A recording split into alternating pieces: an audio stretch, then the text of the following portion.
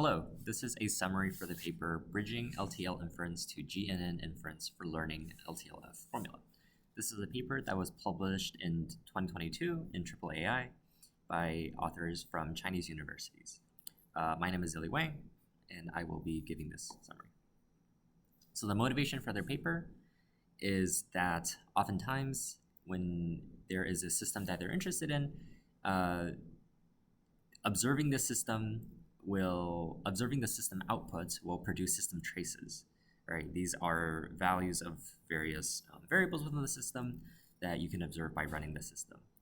And this is over finite time, but sometimes the data might be noisy because the system sensors are not perfect, and also it's possible that users are not using the system in the intended way. And so this leads to uncertain values and incorrect labels. And the goal is to determine what explains system behavior, right? And this is useful in the verification of properties and behavior classification and also AI explainability.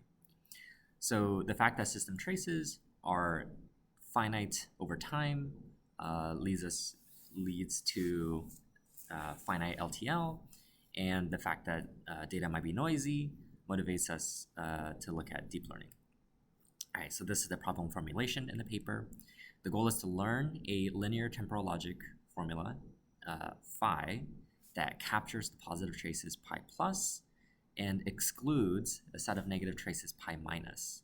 And the goal is to maximize the accuracy of this formula over the overall dataset pi, which is a union of pi plus and pi minus.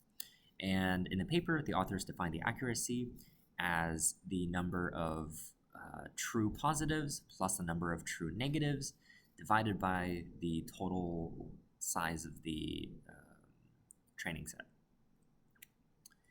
And because of the noise, because of the possibility of noise, this pi plus and pi minus may not necessarily be disjoint, which is why this is an optimization problem rather than simply a satisfiability problem. So some related work in the past is that Nider and Gavrin proposed a SAT formulation where they encoded this problem as a Boolean satisfiability problem, and they would just pass it off to a SAT solver. And while this approach is fast because of the maturity of modern SAT solvers, it can't handle noise in the data. Later, Gaglione in 2021 proposes a MaxSat formulation that is able to handle noise, but suffers from the complexity of MaxSat. And a third approach was one based on Bayesian inference that is able to handle noise, but is limited by the use of template formulas. So the formulas that they learn is limited in structure and loses some of the expressibility that linear temporal logic has. So the contribution of this paper is that they proposed graph neural networks to learn linear temporal logic formulas over finite traces. First of all, they proved that there is a well-defined correspondence between graph neural networks and LTLF classifiers, and they also published a tool called GLTLF. So the strengths of their contribution is that it's robust on noisy data, and it's scalable due to the power of modern GPUs, and is able to learn arbitrary formulas. So this is an overview of their approach. Firstly, they would convert traces to graphs, and traces are simply capture the values of system variables at various time steps, right? So S1, S2, up to Sn are states of the system that hold various values of these system variables. And next, and the trace gets turned into a graph as a simply connected path. Next, they train a GNN classifier that encodes each state in the trace as a vector of some length kg.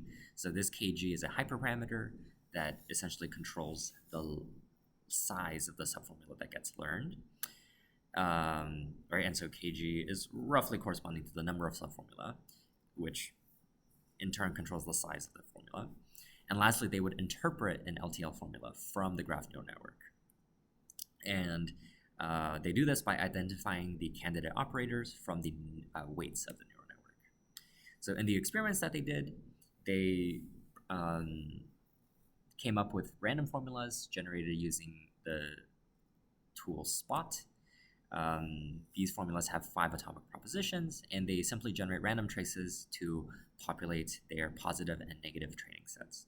All right, so in training, they have 250 to 250 positive and negative traces, and for testing, they have 500 to 500 positive and negative traces. And they introduce noise to the system by simply randomly flipping labels according to some probability. So here are the results and comparisons to previous. All right, so as you can see, the max set approach attains 100% accuracy in F1 score, but this NS is the number of solved instances, was only 19 out of 50, right? And so their tool GLTLF is able to solve every single problem instance, although it may not achieve 100% accuracy. Right. And this is a chart that compares their tool to the Bayesian approach. And although these two approaches are comparable in scalability, GLTLF performs with much higher accuracy than Bayes LTLF, right? And so in this chart, the x-axis is the ratio of noise, is how likely it is that data labels were flipped between positive and negative, and the average accuracy is on the y-axis, right? And they ran experiments over various different values of kg, which is the hyperparameter that controls the size of formulas that are learned. All right. So lastly, they have complete code that are well documented with good instructions, but they have no random seed, and as well as no record of the trained model. And so this is a reproducibility issue. And as for future work, they wish to study LTLF learning with uncertainty, as well as making their GNN learning more interpretable. And I'm personally interested in extending this to mission time LTL, which is a bounded version of LTL over finite traces.